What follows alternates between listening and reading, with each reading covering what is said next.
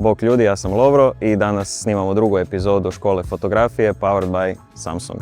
U ovoj epizodi učimo kako sa vašim mobitelom, u mom slučaju Samsung Galaxy S26 Ultra, kako zabilježiti svjetlo i sjenu i kako se poigrati sa svjetlom i sjenom u fotografiji. Najbolje vrijeme za dobiti igru svjetla i sjene je rano ujutro ili kasno na večer. U našem slučaju je to oko 10 ujutro, jer u to vrijeme dobijate zapravo te najdulje sjene koje padaju po 45 stupnjeva i svjetlo još nije pregrubo kao na primjer u podne ili u jedan.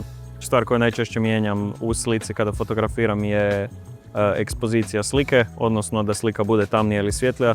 To radim na način da dotaknem ekran. Ako želim da mi je tamnija, povučem ovo sunce u lijevo. Ako želim da je svjetlija, povučem sunce u desno. Možete ovako tapnuti prstom i zadržati ga, sad kako god vi micali mobitel. Ako vam nešto prođe kroz kadar i dalje će exposure, odnosno ekspozicija ostati kako ste ju vi namjestili.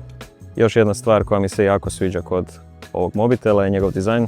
Jako je elegantan, minimalan, super vam stane u džep. Ovaj mobitel ima i opciju Space Zooma koja vam omogućuje da sa velike udaljenosti ulovite jako sitne detalje. Kamera ide optički do puta 10, a digitalno čak i do zooma puta 100 koji je potpomognut sa AI-em.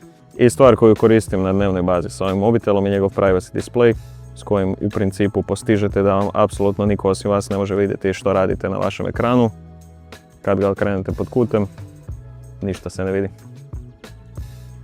Pozivam vas sve da se pridružite ovoj školi fotografije i sa vašim mobitelom probate se ustati rano ujutro i pofotkati malo svjetlo i sjenu.